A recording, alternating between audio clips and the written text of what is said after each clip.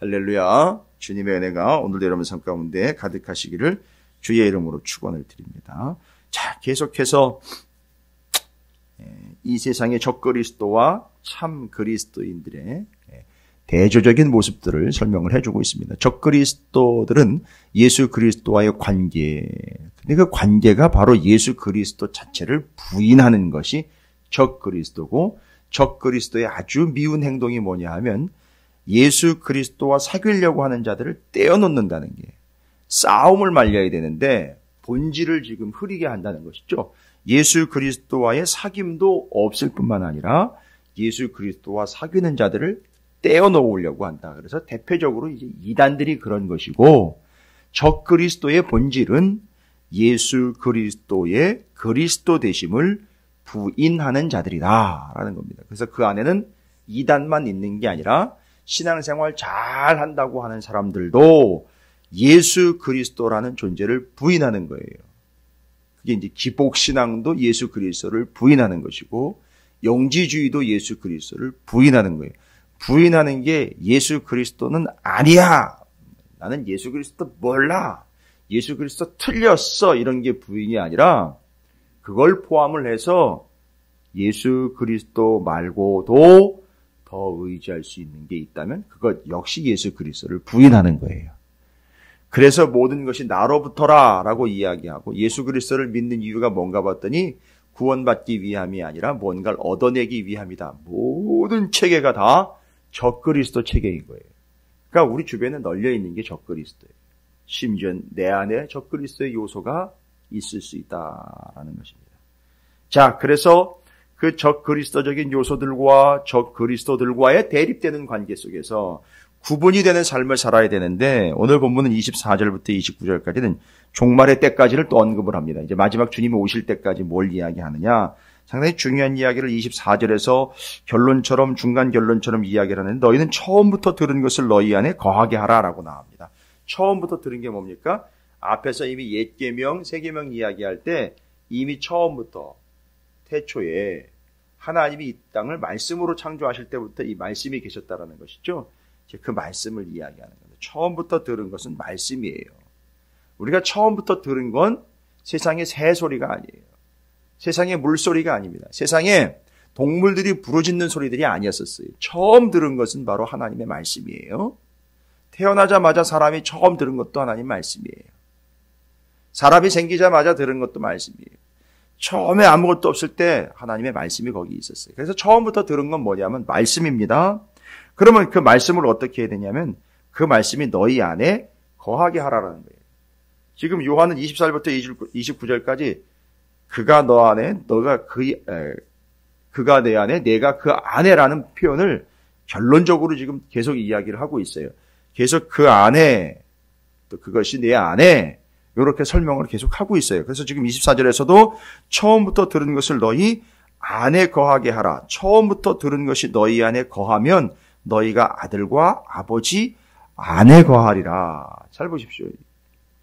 그것이 너희 안에 거하면 너희가 그 안에 거하는 게 된다는 걸 지금 24절에서는 아버지와 아들 안에 너희가 거하게 되는데, 이유가 뭐냐면 그 말씀이 너희 안에 거하기 때문이라. 그래서 그가 내 안에, 내가 그 안에라는 걸 이렇게 설명을 하는 거예요. 요한복음으로부터 이어진 이 분명한 개념과 컨셉을 정확하게 설명을 하고 있습니다. 그 말씀이 너희 안에 거한다. 그 말씀이 너희 안에 거한다. 그래서 우리 안에 있기 때문에 그 말씀을 따라 살게 되는 것은 그들, 곧 그 말씀이 그 안에 있는 이들이 아버지와 아들 안에 있다. 그 아래에 있어 그 지시를 받고 살아가는 것이다라는 걸 이야기하는 거예요. 그러니까 어렵지 않게 지금 설명이 다 되고 있습니다. 이어지면서 25절에 그가 우리에게 약속하신 것은 이것이니 곧 영원한 생명이니라. 왜 그 말씀이 영원한 생명이냐면 약속의 말씀, 그것 때문에 우리에게는 영원한 생명이 된다는 거죠. 그 말씀이 생명인 거예요. 그래서 그 말씀대로 사는 사람들은 생명을 얻게 되는 것입니다. 26절에 너희를 미혹하는 자들에 관하여 내가 이것을 너희에게 썼다. 여기 미혹하는 자들이 뭐죠? 사귐을 방해하는 자들이 적 그리스도들에 대한 이야기예요. 그래서 제대로 된 말씀을 전하지 않을 뿐만 아니라 사귐을 방해합니다. 예수가 그리스도이신 것을 부인하는 자들입니다. 자, 그래서 27절에 너희는 주께 받은 바 기름 부음이 너희 안에 거하나니 아무도 너희를 가르칠 필요가 없고, 여러분 그 앞에 미혹하는 자들이 어떤 식으로 이야기한다는 거죠? 내가 성경 가르쳐 줄게. 말씀 가르쳐 줄게 하면서 다가온다는 거죠? 그 가르침을 받으면 안 된다는 거예요. 이거는 모든 가르침을 부인하라는 얘기가 아니라 바로 그 앞에 나와 있는 미혹하는 자들의 가르침을 받으면 안 된다는 거예요. 왜냐하면 그들은 적그리스도이기 때문에 그들이 가르치는 것은 하는 짓이 뭐냐 하면 주님과의 사귐, 말씀을 제대로 이해하지 못하게 사적으로 해석을 한다든지 그릇 해석을 해서 이단적 해석을 통해서 사귐을 방해하여 주님으로부터 떨어져 나가게 만들기 때문에 그거 받아들이면 안 된다는 거죠. 그럼 우리는 어떻게 해야 됩니까? 그럼 우리가 어떻게 가르침을 받아야 됩니까? 그들의 가르침을 받지 말라는 거예요. 적그리스도들의 회방을 받지 말라는 거죠. 아무도 너희를 가르칠 필요가 없다. 이건 뭘 우리를 그렇게 대단하게 취급하는 겁니까? 우리가 그 가르침 안 받으면 말씀을 어떻게 알아요? 하는데 요한은 이렇게 얘기를 합니다. 너희를 가르칠 필요가 없고 그의 기름 부음이 모든 것을 너희에게 가르쳐 줄 것이다. 라는 건 뭐냐면 성령을 이야기하는 거예요. 우리 안에 계시는 성령께서 가르쳐 주실 것이다 라는 걸 이야기하고 있는 거예요. 이거 잘못 오해하면 직통계시라든지 이상한 신비적인 경향으로 빠질 수도 있다 하지만 성령, 그 성령이 우리 안에 거하신다라는 말은 말씀이 우리 안에 거하신다라는 말의 다른 표현이었거든요. 그러니까 말씀이 우리 안에 거하면 성령이 그걸 가르쳐 주신다는 거죠. 결론은 다른 게 아니라 말씀이 말씀을 가르쳐 준다는 거예요. 그러니까 다른 사람이 뭘 가르쳐 주는 게 아니라 말씀을 통해서 말씀을 가르쳐 주실 거라는 거예요. 말씀이 말씀을 해석하게 할 거라는 거예요. 그러니까 다른 사람들에게 의지하여 다른 사람들이 해석하는 걸 받는 게 아니라 말씀을 계속 붙잡고 말씀과 사귀어 말씀으로 사귄 다음에 그 말씀이 나를 가르쳐 주고 우리를 가르쳐 줄 거라는 거예요. 그래서 이단들이 틀렸다라는 걸 알게 될 거라는 거예요. 자, 그래서 27절에 이야기하는 그 기름 부음 곧 성령께서 가르쳐주고 너희를 가르치며 또 참되고 거짓이 없으니 너희를 가르친 그대로 주 안에 거하라. 이제 이게 포인트예요. 가르침을 받았으면 그 안에 거하야 된다라는 거예요. 근데 지금 계속해서 그 안에 거하라는 표현은 우리가 이미 앞서서 요한복음에 정의했어요. 그 안에 거한다라는 건 그 아래 거한다는 얘기예요. 여러분 왜 가르침이 완성이 안 되는지 아십니까? 가르침의 완성은 뭔지 아십니까? 100% 암기하고 암송해서 그것을 누군가에 또 다시 가르쳐주는 게 100% 아는 게 아니라 삶의 완성은 행함이에요. 그 사람이 진짜 말씀을 알고 있느냐? 그건 그 사람이 그 말씀대로 살고 있느냐예요.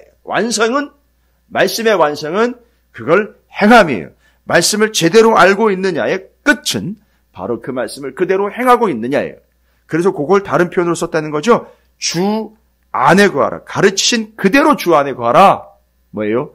가르치신 그대로 주 아래에서 가르치신 그대로 네가 행해라는 거예요. 그래서 삶의 완성은요.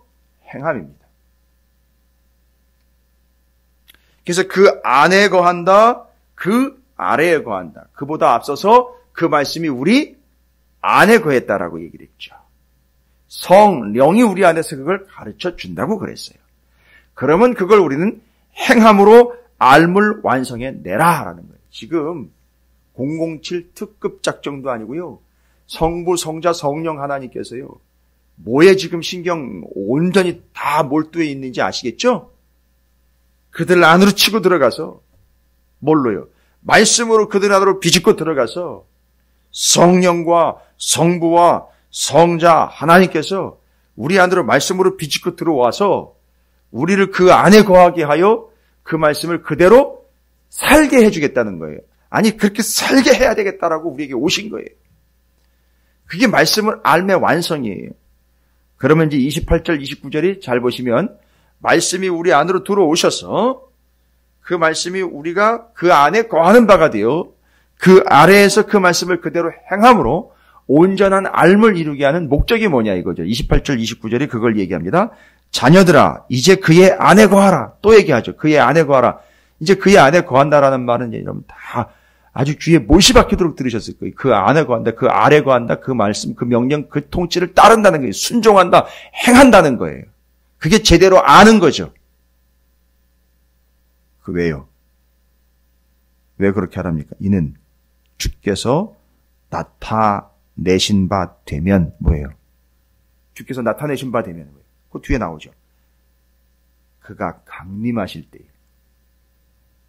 그가 강림하실 때, 주님이 다시 오실 때, 재림 때를 얘기하는 그런 마지막 때를 얘기하는 거죠. 최종적인 때, 마지막 때. 뭐라고 나와 있습니까? 그 안에 거하여 그 아래 그 말씀의 통치를 받고 말씀대로 순종하며 뭘 맞이하게 됩니까? 주의 재림을 맞이하게 됩니다. 말씀이신 그분이 다시 오실 때가 와요. 그럼 뭐 어떻게 되는 겁니까? 우리로 담대함을로도 그 앞에서 부끄럽지 않게 하려 함이라. 여러분, 마지막 때에 부끄러운 일이 생긴다는 거죠.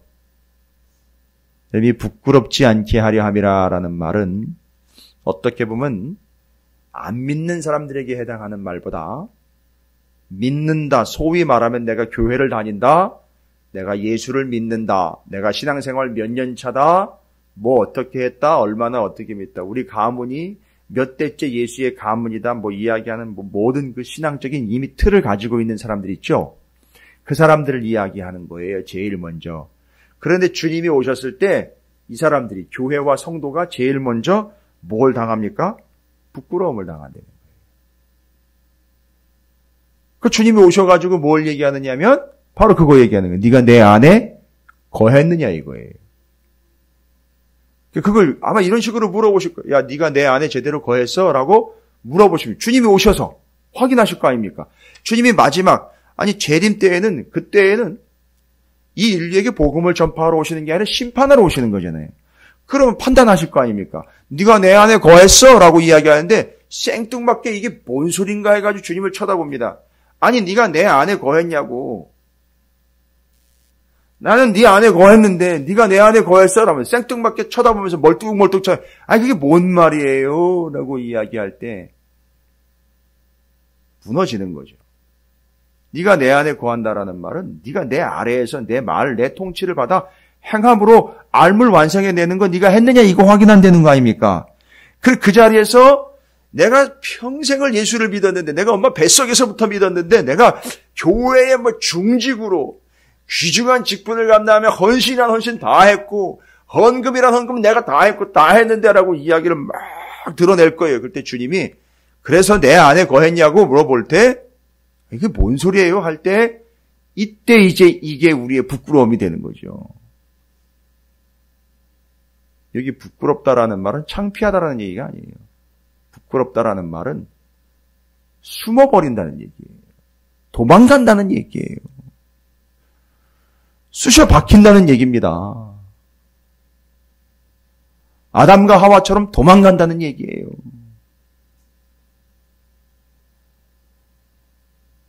여러분, 바울이 그런 얘기 했잖아요.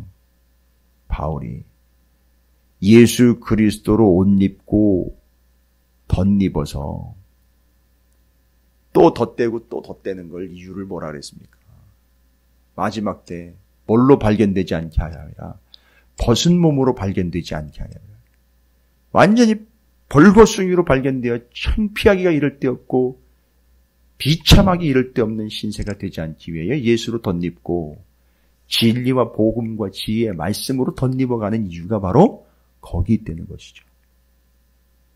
그래서 그 옷을 입은 비유를 했을 때 그 옷을 입었다 할 때 겉에다가 옷을 입었으나 내용적으로 보면 우리가 그 옷 안에 있는 거 아니에요. 그 옷 안에 있다라고 표현을 하십니다. 그런 표현은 안 합니다만 의미상으로 보면 이 옷을 입었다 하지만 우리는 옷 안에 있는 거잖아요. 그걸 그 아래에 있다라는 표현으로 요한은 지시, 통치, 지배의 개념으로 주님의 말씀 아래에서 그 말씀대로 행한 자들, 주님이 오셨을 때 뭘 당하지 않는다? 부끄러움을 당하지 않는다. 바울의 표현으로는요, 벗은 몸으로 창피함과 비참함과 멸망의 길로 가지 않는다라는 거예요. 요거 얘기합니다. 지금. 그래서 마지막 때에 부끄럽지 않게 하려 함이라 벗은 몸으로 발견되지 않기 위해서 우리가 그 안에 아래에서 말씀을 따라 행하려 함이라. 근데 여러분 왜 그렇게 마지막 때 오셔가지고선 주님이 네가 내 안에 거했느냐, 내 말씀대로 살았느냐라는 걸 그걸 왜 그렇게 중요하게 여깁니까? 29절이 얘기하는 거예요. 너희가 그가 의로우신 줄을 알면 의를 행하는 자마다 그에게서 난 줄을 알리라. 여러분 잘 보시면은요. 주님은 의로우신 분이 맞습니다. 그런데 우리에게 주님 그 안에 거하는 우리가, 그러면 의로우신 주님 안에 거하는 우리가 주님 아래에 거하는 자가 되어 우리가 뭐를 행했답니까? 의를 행하는 자마다라고 나와 있어요. 근데 우리는 뭐를 했습니까? 말씀대로 행했잖아요. 근데 그 말씀대로 행한 걸 뭘로 쳐준다는 거죠? 의를 행했다라고 쳐준 거예요. 왜요? 주님이 말씀이시잖아요. 근데 주님의 특성이 뭡니까? 주님은 100% 의로우신 분이에요.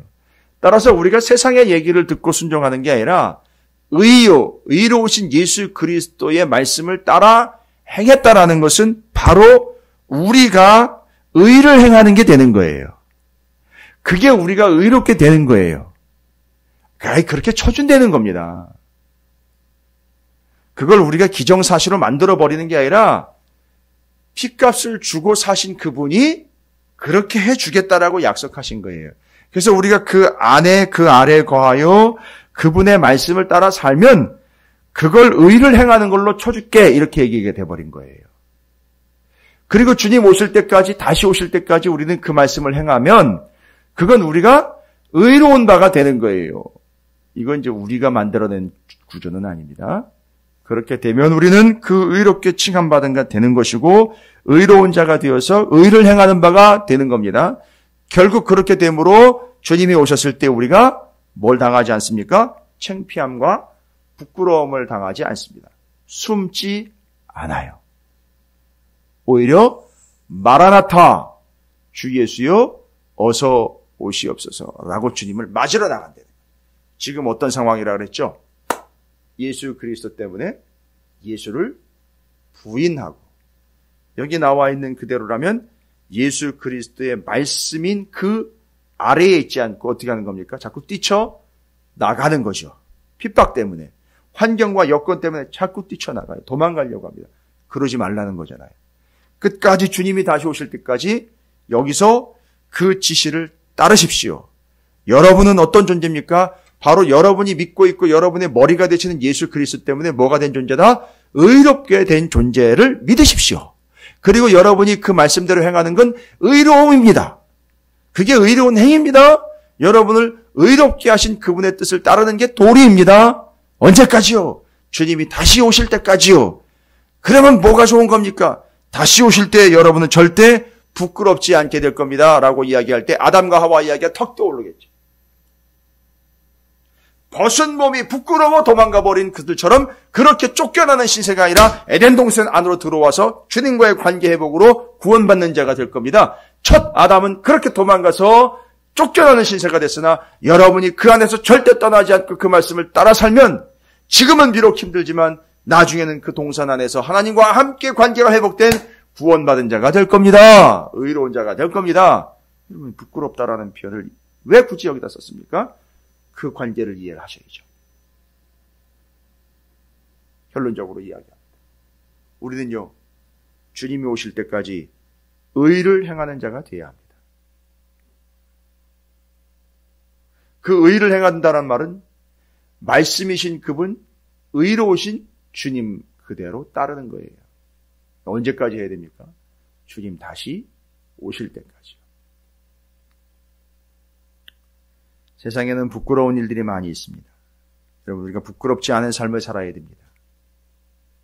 잘 살라는 게 아닙니다. 부끄럽지 않은 삶은 어떤 삶입니까? 말씀대로 사는 삶이 부끄럽지 않은 삶이에요. 누구에게도 부끄럽지 않다? 맞아요. 남들은 다 술을 먹을 때 나는 예수를 믿기 때문에 술을 안 먹어요 라는 게 부끄러운 게 아니에요.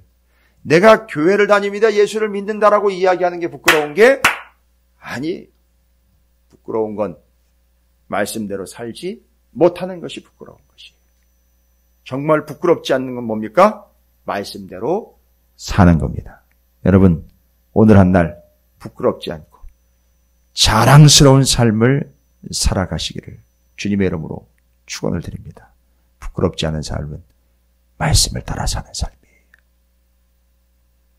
아담과 하와처럼 그 말씀을 어겨 부끄러워 도망가는 신세가 되지 마시고 끝까지 그 말씀, 주 예수 그리스도 안에 그 아래에서 주님이 다시 오실 때까지 그 말씀을 그대로 행함으로 부끄럽지 않은 삶을 사는 여러분 모두가 되시기를 주님의 이름으로 축원을 드립니다.